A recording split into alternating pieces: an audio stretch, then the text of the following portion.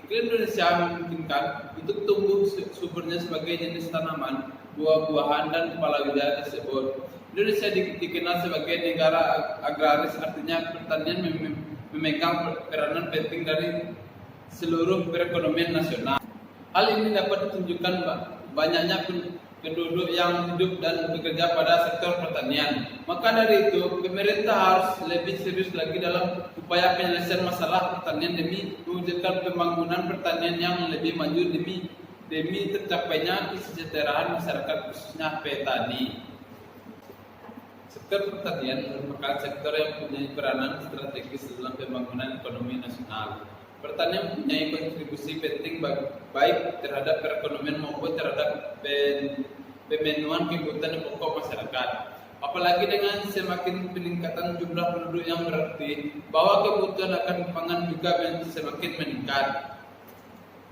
Tanaman padi merupakan salah satu bahan pangan yang memegang peranan cukup penting bagi perekonomian, yaitu sebagai bahan untuk mencukupi kebutuhan pokok masyarakat maupun sebagai mata pencarian. Sumatera Barat merupakan provinsi yang terkenal sebagai salah satu penghasilan tanam padi di Indonesia. Luas lahan merupakan faktor kunci dalam usaha pertanian. Semakin luas lahan yang digarap atau ditanami, semakin besar jumlah yang dihasilkan oleh lahan tersebut. Sehingga luas lahan yang sangat mempengaruhi terhadap produktivitas. Semakin banyak produksi yang dihasilkan, maka semakin besar pula pendapatan yang diperoleh petani. Predikat sebagai lumbung padi nasional menunjukkan posisi Sumatera Barat sebagai produsen tanaman pangan yang cukup potensial. Selain padi, sebagai komoditas tanaman pangan adalah tanaman pangan lainnya yang dihasilkan Sumatera Barat adalah jagung, ubi kayu, ubi jalar, dan kacang-kacangan. Ada beberapa faktor yang mempengaruhi tingkat pendapatan, yaitu modal kerja. Modal merupakan faktor yang sangat penting. Dengan kurangnya modal, maka petani tidak akan mampu meningkatkan produktivitas dan kualitas hasil produksinya, karena petani tidak mempunyai nilai aset sehingga pendapatan yang diperoleh sedikit. Teori-teori tentang variabel. 1. Teori produksi. Menurut Sofyan Asauri, produksi adalah segala kegiatan dalam menciptakan dan menambahkan kegunaan utility suatu barang atau jasa. Menurut Asparta Dereja, produksi adalah segala kegiatan yang bertujuan untuk meningkatkan atau menambahkan guna atas suatu benda, atau segala kegiatan yang ditujukan untuk memuaskan orang lain melalui pertukaran. Menurut Murti Sumarti dan John Soeprihanto, produksi merupakan semua kegiatan dalam menciptakan atau menambahkan kegunaan barang atau jasa, di mana untuk kegiatan tersebut diperlukan faktor-faktor produksi. 2. Teori pendapatan. Menurut pelapor ilmu ekonomi klasik, Adam Smith dan David Ricardo, distribusi pendapatan digolongkan dalam 3 kelas sosial yang utama: bekerja, pemilik modal, dan tuan tanah. Ketiganya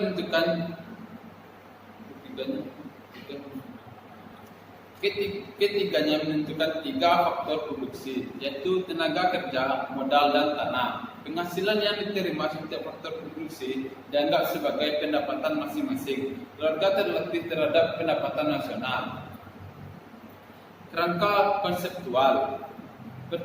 Pertanian Kecamatan Pariaman Utara, Kota Pariaman dibagi 3: modal X1, luas lahan X2, dan modal X3. Pendapatan petani Y, hasil penelitian dan pembahasan. Hipotesis. Berdasarkan kajian teoritis yang berhubungan dengan permasalahan di atas, maka dalam penelitian ini dapat dirumuskan hipotesis penelitian sebagai berikut. 1. Diduga modal. Luas lahan dan teknologi pengaruh secara simultan terhadap pendapatan petani di Kecamatan Pariaman Utara, Kota Pariaman. 2. Diduga modal.